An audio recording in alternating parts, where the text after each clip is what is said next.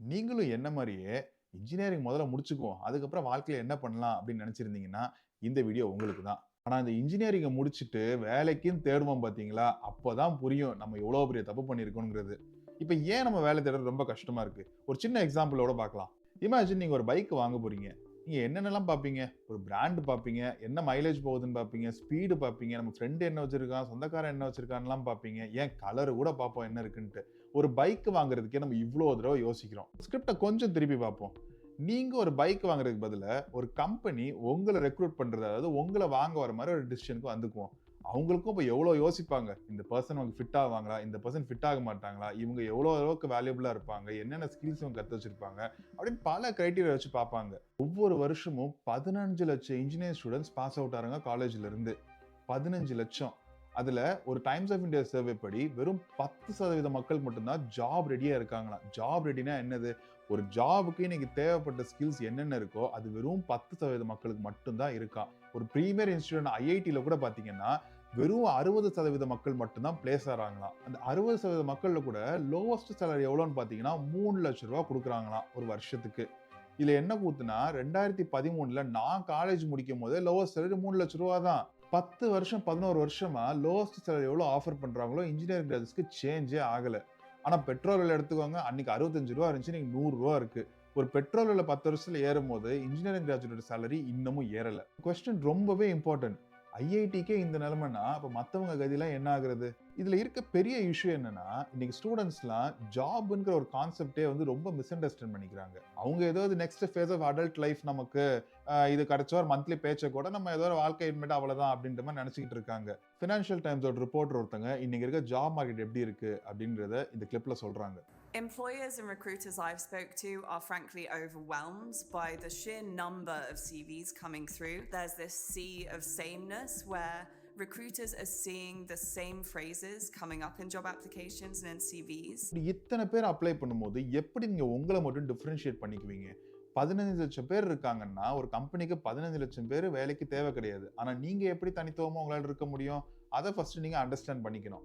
ஒரு ஜாப்ங்கிறது உங்களுக்கு யாரோ ஒரு கம்பெனி வந்து இந்தாங்கப்பா இந்த வேலைய வந்து பாருங்க அப்படின்னு குடுக்குறது கிடையாது. நீங்க ஒரு கம்பெனிக்கோ, ஒரு பெர்சனுக்கோ என்ன வேல்யூ குடுக்குறீங்க அப்படின்றது தான் இது. அதாவது இது உங்களுக்கு யாரோ ஒருத்தங்க குடுக்குற ஒரு விஷயம் கிடையாது. நீங்க இன்னொருத்தங்களுக்கு எப்படி ஒரு வேல்யூ கான்ட்ரிபியூட் பண்றீங்க அப்படின்ற மைண்ட் செட் ரொம்ப முக்கியம். இதுலயும் வந்து நீங்க ஜாப்ஸ் 2ஆ பிரிச்சுக்கணும். ஒண்ணு இந்த பிளேஸ்மெண்ட்ஸ் வழியா வரதுங்கிற ஜாப்ஸ் வேற. நீங்களா தனியா போய் வெளிய தேடுற ஜாப்ஸ் அப்படிங்கிறது வேற. இப்ப இந்த பிளேஸ்மெண்ட் ஜாப்ஸ பத்தி ஃபர்ஸ்ட் பேசிருவோம். இந்த பிளேஸ்மெண்ட் ஜாப்ஸ் வந்து 90% ஆஃப் த டைம் ரெக்ரூட் பண்றது கிராஜுவேட் ட்ரெய்னி அப்படின்ற ஒரு ரோலுக்கு தான் ரெக்ரூட் பண்ணுவாங்க. கிராஜுவேட் ட்ரெய்னிங் ரோல் என்ன சொல்லுவாங்கன்னா, போனோனே நீங்க 4 வருஷம் என்னென்னலாம் படிச்சீங்களோ அதெல்லாம் மறந்துருங்க. நாங்க உங்களுக்கு புதுசா 2 வருஷம் திருப்பி ட்ரெயின் பண்றோம். இங்க இருக்க எல்லா டிபார்ட்மெண்ட்லயும் ட்ரெயின் பண்றோம். உங்களுக்கு புரொடக்ஷன், இன்ஜினியரிங், ஃபைனான்ஸ், மார்க்கெட்டிங், ஆர்&டின்னு எல்லா இதுலயும் உங்கள ட்ரெயின் பண்றோம். உங்களுக்கு அதுக்கப்புறம் எதுல உங்க திறமைகள் ஃபிட் ஆகுதோ, அதுல உங்கள நாங்க கரெக்ட்டா அதுக்கப்புறம் போட்டு நீங்க பெர்மனன்ட்டா அங்க நீங்க வேலை பார்க்கலாம் அப்படின்ற மாரி சொல்லுவாங்க. அவங்களுக்கு தெரியும் இன்ஜினியரிங்ல வேலைக்கு சம்பந்தமான எதையும் சொல்லி தர மாட்டாங்கன்னு தெரியும். உங்களுக்கும் இன்ஜினியரிங்ல முக்காவாசி பேருக்கு பேஷனேட்டா இருக்க மாட்டீங்க. ஆனா இன்டர்வியூ சொல்லியிருப்பீங்க நீங்க. நான் இன்ஜினியரிங்ல இவ்வளோ பேஷனேட், அவ்வளோ பேஷனேட். ஆனா எல்லாத்துக்கும் தெரியும். போக போக உங்களுக்கு பல இன்ட்ரெஸ்ட் நெறைய வேற வேற வரலாம் உங்களுக்கு. ஸோ அதெல்லாம் அண்டர்ஸ்டாண்ட் பண்ணி தான் கிராஜுவேட் ட்ரெய்னி ரோல்ஸ்க்கே அவங்க எடுப்பாங்க. எடுத்துட்டு அவங்க ட்ரெயின் பண்ணிக்குவாங்க. கடையில போய் ஒரு ஆல்ரெடி ஃபினிஷ்டு பைக்கா வாங்காம, பல பார்ட்ஸ் இந்த இந்த இடத்துல இருந்து நான் இந்த பார்ட் நல்லாயிருக்கும், இந்த இடத்துல வந்து இன்ஜின் நல்லாயிருக்கும் அப்படின்னு அவங்க வாங்கி, அவங்க அதுக்கப்புறம் ஒரு கரெக்ட்டான அவங்களுக்கு தேவையான மாரி பில்ட் பண்ணி, அப்புறம் அந்த வண்டிய ஓட்டுறது தான் மோஸ்ட்டா அந்த கிராஜுவேட் ட்ரெய்னி ரோல்ஸ். இந்த பிளேஸ்மெண்ட்ன்ற கான்செப்ட்ட உட்டு, நீங்க வெளிய போய் நீங்க ஜாப் தேடுறீங்கன்னு வச்சுக்கோங்க. அப்போ உங்க டிகிரிக்கு மேட்டரே கிடையாது. நீங்க எந்த காலேஜ்ல வரீங்கன்றதுக்கு மேட்டரே கிடையாது. இப்போ ஒரு எம்ப்ளாயருக்கு தேவை வந்து நெறைய பார்ட்ஸ் வாங்கி, அதுக்கப்புறம் நல்லா ஓட்டி பார்த்து டிசைன் பண்ணி, அவங்க இது பண்ற பைக் கிடையாது. அவங்களுக்கு இன்னைக்கு எனக்கு ஒரு பைக், ஒரு ஃபினிஷ்டு பைக் தேவை. இன்னைக்கு நான் அத ஓட்டணும் அப்படின்ற ஒரு கான்செப்ட்ல தான் அவங்க மார்க்கெட்டுக்கு வராங்க. அவங்க வந்து சும்மா ஒரு கம்ப்யூட்டர் இன்ஜினியரிங் கிராஜுவேட் யாருனாலும் பரவால்ல அப்படின்ட்டு அவங்க வந்து ரெக்ரூட் பண்ணல. அவங்களுக்கு தேவை ஒரு இன்னைக்கு இருக்க மாரி ஒரு ஏஐல லார்ஜ் லாங்குவேஜ் மாடல்ல வந்து வொர்க் பண்ற ஒருத்தங்க, என்னோட எஜுகேஷனல் டெக்னாலஜி பிளாட்ஃபார்ம்ல வொர்க் பண்றதுக்காக எனக்கு வேணும் அப்படின்ற ஒரு ஸ்பெசிஃபிக் கிரைட்டீரியா. எனக்கு இந்த ஸ்கில்ஸ் இருக்க ஒரு பெர்சன் எனக்கு தேவை அப்படின்ற மாரி தான் அவங்க கேட்பாங்க. அத அவங்களால குடுக்க முடிஞ்சதுன்னா, அவங்கள அவங்க எடுப்பாங்க. இல்லன்னா அவங்க எடுக்க மாட்டாங்க. அவங்களுக்கு இன்னைக்கு ஓட்ட ஒரு வண்டி வேணும். ஸோ எம்ப்ளாயீஸ் இந்த கேஸ்ல டிகிரியே பார்க்க மாட்டாங்க. இன்னைக்கு என் கம்பெனில நடக்கிற பிரச்சனைக்கு யார் எனக்கு சொல்யூஷன் குடுப்பா? அப்படின்ற மாரி ஸ்கில்ஸ் இருக்கவங்கள தான் தேடுறாங்க. இந்த ஸ்கில்ஸை வளர்க்குறதும் இந்த ஸ்கில்ஸை நீங்கள் எப்படி ஷோகேஸ் பண்ணுறீங்க ஒரு எம்ப்ளாயர்கிட்ட அப்படின்றது தான் இங்கே பிகஸ்ட் சேலஞ்ச் அண்ட் ரொம்ப இம்பார்ட்டன்ட். எப்படி பண்ணலாங்கிறத இந்த வீடியோவில் நெக்ஸ்ட் பார்க்கலாம். ஃபர்ஸ்ட்டு வந்து build skills beyond your curriculum. சிம்பிளாக சொல்லணும்னா ஒரு டம்ளருக்குள்ளேயே நீச்சல் அடிக்காதீங்க அப்படின்னு சொல்லுவாங்கல்ல, அதுதான். இப்போ நீங்கள் 6th ஸ்டாண்டர்ட் படிக்கும்போது நான் டாக்டர் ஆக போகிறேன் அப்படின்பீங்க, 8th படிக்கும்போது நான் சயின்டிஸ்ட் ஆக போகிறேன் அப்படின்பீங்க, 10th படிக்கும்போது நான் பெரிய மூவி டைரக்டராவோ இல்லைன்னா ஒரு படம் நடிக்கவோ போகிறேன்னு சொல்லுவீங்க. ஆனால் கடைசியில் இன்ஜினியரிங் காலேஜ் தான் நம்ம சேர்ந்துருப்போம். இதனால நம்ம சேர்ந்துட்டோம் அப்படின்ற ஒரு கான்செப்ட்னால நம்ம இன்ஜினியரிங்ல நம்ம ஃபோக்கஸ் பண்ணணும், நம்ம வந்து இன்னொரு மெக்கானிக்கல் இன்ஜினியரிங் கம்பெனியில் போய் நம்ம சேர்ந்துட போகிறோம் அப்படின்ற ஒரு கான்செப்ட் இல்லை. ஒவ்வொருத்தங்க பேஷன் இன்னும் சேஞ்ச் ஆகும். ஒரு டைம் வந்து நம்ம சில விஷயங்களை பிடிக்கும் அப்படிங்கிற டைம்ல அதை கற்றுக்க ஆரம்பிச்சிடணும். இப்போ ஒரு சிம்பிள் எக்ஸாம்பிள் சொல்லணும்னா, இன்னைக்கு நிறைய சேனல் நீங்களே இப்போ இன்ஜினியரிங் படிக்கும் போது ஏதாச்சும் ஒரு வீடியோ கண்டென்ட் கிரியேட்டர்ஸ் வந்து போடுற கிராஃபிக்ஸ்லாம் பார்த்து நீங்கள் அப்படியே ஈஸியாக கற்றுக்கிற மாதிரி நீங்கள் பார்ப்பீங்க. நான் விஷுவல் லேர்னர் அப்படின்னு சொல்லுவீங்க.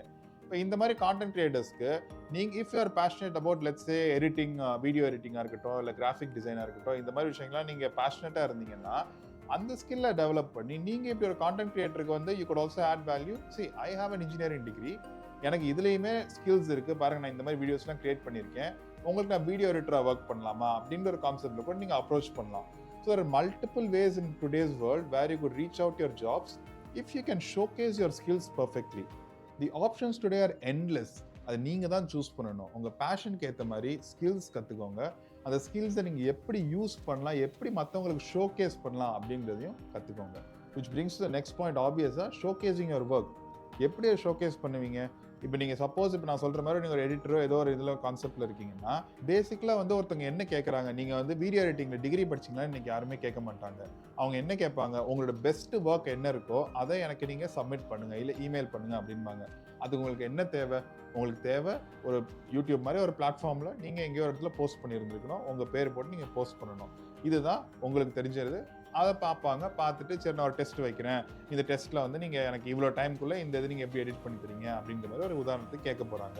ஸோ இந்த மாதிரி எப்படி நீங்கள் ஷோகேஸ் பண்ணிக்க போகிறீங்க ஸ்கில், அது எப்படி நீங்கள் காமிப்பீங்க அப்படின்ற ஒரு இதை வந்து நீங்கள் டிசைட் பண்ணணும்.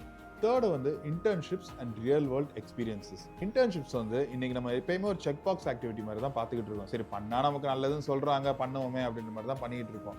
பட் யூ ஷுட் அண்டர்ஸ்டாண்ட் இன்டர்ன்ஷிப்போட கான்செப்ட். இன்டர்ன்ஷிப் ஒரு 3 மாதம் ஒரு கம்பெனியில் பண்ணுறீங்கன்னு வச்சுக்கோங்க, என்ன உங்களுக்கு தெரியும், ஒரு 3 months வந்து இவர் வந்து ஒரு ஒர்க்கிங் அட்மாஸ்பியரில் இருந்திருக்காரு. நேச்சுரலாக எம்ப்ளாய் பண்ணுறவங்களுக்கு என்ன ஒரு ஃபீலிங் வரும், இந்த பர்சன் வந்து he would be valuable. இவங்களுக்கு திருப்பி நான் உங்களுக்கு உட்காந்து ட்ரெயின் பண்ணணும்னு அவசியம் இல்லை. இவங்களை வந்து நம்ம இதான்ப்பா ஃபைனான்ஸு இதான்ப்பா மேனுஃபேக்சரிங் ட்ரெயின் பண்ணணும் அவசியம் இல்லை. இவங்க வந்து கற்றுக்குவாங்க டக்குன்னு அப்படின்ற ஒரு கான்செப்ட்டுக்கு தான் இன்டர்ன்ஷிப் சொல்கிறது. நீங்கள் இன்டர்ன்ஷிப் வழியாக மட்டும்தான் பண்ணணும் அவசியம் இல்லை. நான் சொன்ன மாதிரி இப்போ நீங்கள் ஒரு யூடியூப்ல எடிட்டிங் மாதிரி கூட பண்ணலாம், இல்லை நீங்கள் தனியாக நீங்களே ஒரு ஆப் டெவலப் பண்ணலாம். நீங்கள் அட் சம் பாயிண்ட் நீங்கள் ஒரு ரியல் வேர்ல்ட் யூஸ் கேஸ் எடுத்து இன்னைக்கு உலகத்தில் இருக்க ஏதோ ஒரு பிரச்சனையை நீங்கள் எடுத்து அதுக்கு நீங்கள் எப்படி சால்வ் பண்ணுறீங்க அப்படின்ற மாதிரி சொன்னால் கூட it is so much valuable for any one recruiting you. அவங்களுக்கு வந்து ஒரு நம்பிக்கை வரும், சரி இந்த பர்சன் வந்து ஏதோ ஒரு சால்வ் பண்ணுற ஒரு கெப்பாசிட்டி இருக்கு ஒரு ரெக்ரூட் பண்ணால் நமக்கு வந்து ஒரு வேல்யூ இருக்கும் அப்படின்னு நினைக்கிறது தான் இன்டர்ன்ஷிப்ஸும் ரியல் வேர்ல்டு எக்ஸாம்பிள்ஸும் ஒரு எம்ப்ளாயருக்கு கொடுக்குற பெர்செப்ஷன். பட் இப்போ இதில் என்ன தெரியுமா வரும், இப்போ இந்த வீடியோவை பார்க்குற ஒரு 10 பேர் பார்க்குறாங்க, இந்த வீடியோவை 10 பேர் பார்த்துட்டு இதுக்கு முன்னாடி இருக்க 3 பாயிண்ட்ஸுமே அவங்க பக்காவாக பண்ணிடுறாங்க. அந்த 10 பேரும் திருப்பி இன்னைக்கு ஒரு இதுக்கு போகிறாங்க, ஒரு இன்டர்வியூக்கு போகிறாங்க. இன்டர்வியூக்கு போயிட்டு அந்த 10 பேரும் ஐடென்டிக்கல் ப்ரொஃபைலாக இருக்காங்க. அப்போ இந்த எம்ப்ளாயர் வந்து யாரை சூஸ் பண்ணுவாங்க? அதுக்கு தான் இந்த 4th பாயிண்ட் ரொம்ப முக்கியம். Improve your communication skills. இப்போ 2 பேரும் ஒரே ப்ரொஃபைல் வச்சுட்டு இருக்கும்போது நெக்ஸ்ட் என்ன பண்ணுவோம், ஆப்வியஸாக இன்டர்வியூ அப்படின்ற ஒரு கான்செப்ட் போவோம். இன்டர்வியூவில் என்ன பண்ணுவாங்க, யார் நம்ம கிட்ட அவங்க மைண்டில் இருக்க கான்செப்ட்ஸை கிளியராக கம்யூனிகேட் பண்ண முடியுதோ அவங்கள தான் செலக்ட் பண்ண போகிறாங்க.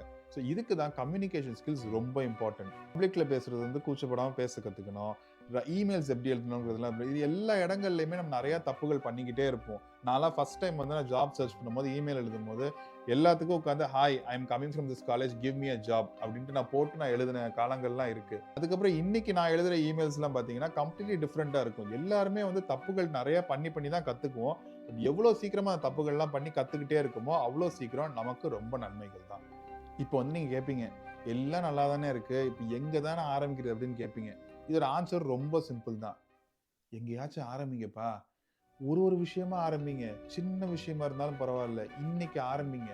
ஒரு லிங்க்டின் பயோ அப்டேட் பண்ணுறதா இருக்கலாம், இல்லை நீங்கள் ஒரு சின்ன ஒரு லேர்னிங், இப்போ டியோலிங்கோன்னு ஒரு ஆப் இருக்குது, அது ஒரு லாங்குவேஜ் கற்றுக்கிறதா இருக்கலாம். ஏதோ ஒரு விஷயத்தில் நீங்கள் எப்படி டிஃப்ரென்ஷியேட் பண்ணலாம் அப்படின்றத கற்றுக்கிட்டு அது நீங்கள் கற்றுக்க ஆரம்பிங்க.